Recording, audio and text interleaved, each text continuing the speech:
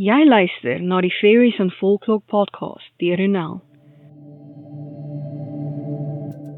Ek is donker fantasieskrywer Ronel Janse van Vieren, met meer as 'n dekade van rondsniffel in stowwerige volkskindeboeke, om wesens van verbeelding wat my nuuskierigheid aangewakker het na te vors, is ek hier om die volkskunde in 'n neutedop te deel, en hoe ek dit herverbeel het vir my skryfwerk in 'n oorsprong van die vee.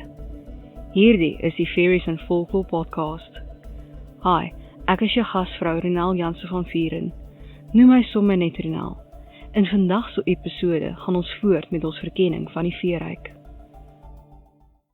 Hierdie episode is geborg deur my boek Eens, Verhale, Mythes en Legendes van Fairy, beskikbaar in meeste formate. Leer meer oor hoe Fairy se geheime onthul word deur te gaan na ronelthemythmaker.com/my-books. Ek kan aan my tyd om die podcast te maak, navorsing, skryf, opnames en so meer, borg deur vir my 'n koppie koffie te koop. Dit kan 'n eenkeer ding wees, of jy kan dit weer in die toekoms doen. Ga na buymeacoffee.com/Ronel om my te ondersteun.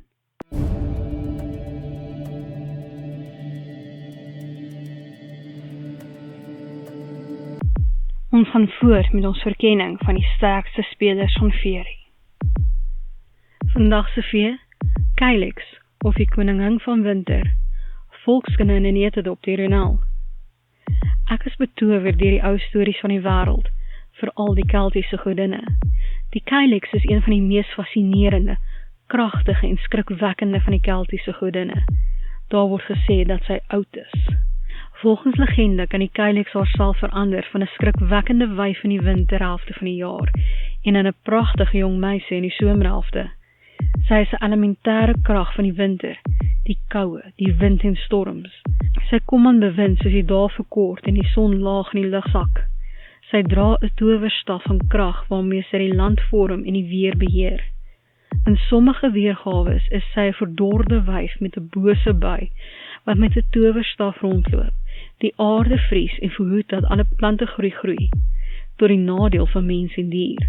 Sodra die lente kom, word sy verskriklik woedend en gooi haar towerstaf onder 'n meidoornboom en verdwyn tot die volgende winter. In ander verhale verdwyn sy na 'n eiland waar dit altyd somer is, om op die laaste dag van haar bewind as koningin van winter uit die put van jeug te drink. Sy keer terug na Skotland en val in 'n towerslaap. Sodra sy in helder sonskyn wakker word, is sy 'n pragtige jong meisie, maar soos die dae verbygaan, word sy ouer. Teen midsomer is sy 'n volwasse vrou. Teen die herfs is haar voorkop gerimpel en het haar skoonheid vervaag. Wanneer die winter terugkom, is sy 'n ou verdorde wyf en heers weer as die gevreesde koningin Bera. Die Calyx is die een wat besluit wie sal lewe en wie sal vergaan in die storms van die winter, en dit is hoekom sy ook bekend staan as die stormwyf. In nog 'n ander verhaal is sy die verpersoonliking van die winter en is van godin tot vee gedemoveer. Sy is bekend as 'n alleenloper en word beskryf as 'n ou vrou wat blou of swart flenterklere dra, met 'n kraai wat op haar skouer sit. In hierdie verhaal dra sy 'n steeneikstaf, wat oombliklik doodmaak met die blote aanraking, en sy kan vlieg waar tydens sy klippe op mense se koppe laat val. Op Mei aand sal sy haar staf onder 'n steeneikbos gooi en vorm verander in 'n grys klip tot die volgende winter, wanneer sy haar taak sal voortsit om die aarde te vernietig en sneeustorms af te roep. In alle verhale word egter gesien hoe sy die land versorg, almal dwing om tyd te neem om te rus, en om te sorg vir wilde diere terwyl daar storms woed. Daar is duidelik 'n onderliggende tema van verlange na jeug en skoonheid, maar tog net krag as 'n ou wyf, en vryheid van samelewingsbeperkings op hierdie gevorderde ouderdom. Ek dink egter ons kan almal saamstem dat sy uiters kragtig en temperamenteel is. En nou, vir my interpretasie van die vee, in 'n oorsprong van die vee, Calyx, ook bekend as Calyx Bee, en ook bekend as Bera, koningin van winter. Heilige boom, steeneik en brembos, stormwywe vergesel haar. Almal verander in klip, staande klippe, van Beltane tot Samhain. Volgens mythe, om tot klip te verander gebeur net wanneer hulle nie hulplig teenoor die land, die donker hof en die donker koning nakom nie. Die Caillex het 'n staf wat die aarde met elke aanraking vries. Sy is ook beskermer van die diere gedurende die winter. Die Caillex is in lyn met die Donkerhof sedert die skering vir beskerming die mag. Alhoewel die stormwywe haar vergesel waar sy ook al gaan, is sy meer vir hul vermaak as vir haar beskerming. Sy hou die krag van winter. Sy kan as 'n ou vrou, dis haar naam, of op enige stadium van die lewe verskyn, wat ook al haar doel pas.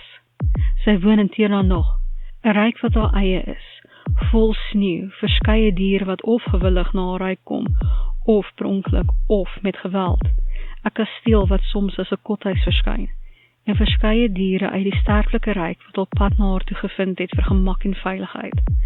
Sy stuur die koue van haar ryk na Fairy en die sterflike ryk soos nodig. As 'n klein bonusie, kom ons kyk na die vertaling van die Koningin van Winter na Engels, Queen of Winter. Ek hoop dat jy hierdie episode van die Fairies in Folklore podcast geniet het en dat jy iets nuuts oor die vee geleer het. Onthou dat jy 'n transkripsie van hierdie episode in die beskrywing kan kry. As jy nuut is by die podcast, hoekom nie na my webtuiste ronaldemistmaker.com gaan en 'n gratis kopie van Ongesiens, die tweede boek in die veeverhaalreeks kry nie? Donne volkskinde, toorkrag en gevaar wag. Pas op!